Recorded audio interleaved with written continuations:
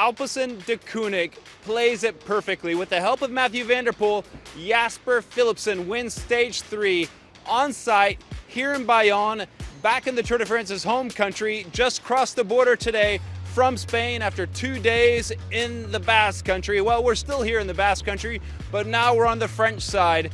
Jasper Philipsen celebrating. Second went to Phil Bauhaus, the German. Third went to Caleb Ewan, the Australian. Jasper Philipsen, the Belgian, of course, had the help of his Dutch teammate, superstar Mathieu van der Poel, who did the big, massive pull in the final 500 meters.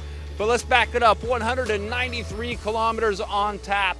And who was on the attack again? Well, you know, it was the polka dot jersey, Neilson Powless, with so much energy, wanting to add more points to his polka dot jersey lead. He went on the attack basically from kilometer 0, joined by Laurent Pichon, the Frenchman. The two riders rode free, and on all 3 categorized climbs, well, it was Neilson Powless over the top first. And what was cool was Neilson Powless was enjoying the day, throwing his arms up in the air every time he summited. And with those points, Powless ensures he'll be in that maillot pois, the polka dot jersey, for the days to come. At 55 kilometers to go, after the job was done, he sat up and said, "That's all, folks." Laurent Pichon, well, he continued on until around 44 kilometers to go, and then he was done too. The sprint teams behind, well, they were working hard, because today, here in the 2023 Tour de France, was the first opportunity for the sprinters. And going into the first sprint stage of the Tour de France, all of us was wondering who was going to be the top team, who was going to be the top sprinters. A lot of questions were going to be answered in this first sprint on offer.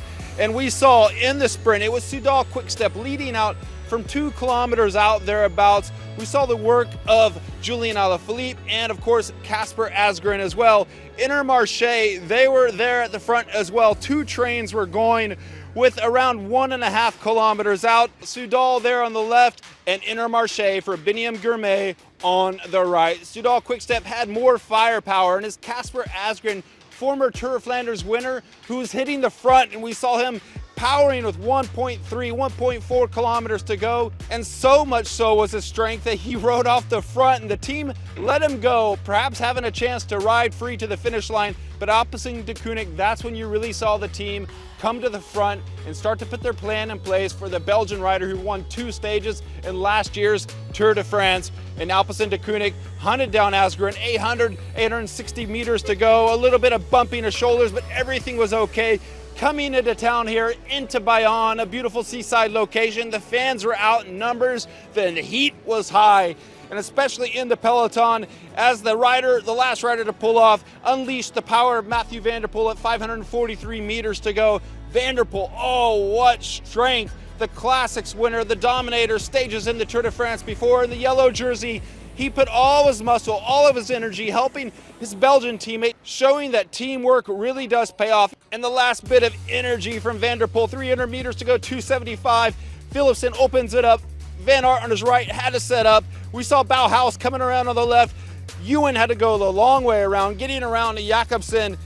Jakobsen picked up 4th place. Van Aert picked up 5th, and 6th went to sprint legend at the Tour de France, Mark Cavendish. But hats off to Philipsen on the day. 2 stages in last year's Tour de France and the 2022 Tour de France, and now he opens up the celebrations for Alpecin de Koenig. Speaking to Mathieu van der Poel there at the bus, I asked him, does this now help the morale on the team and perhaps give him his shot to go for the stage victory? He said, yeah, but there are only 21 days in this race. We're already 3 into it, so there are not many opportunities, but he hopes to have his chance. And one day after we highlighted the tension that was building seemingly in Jumbo-Visma between Jonas Vingegaard and Wout van Aert, today we saw perfect teamwork from Team Alpecin de Koenig to pull off stage 3 of the 2023 Tour de France.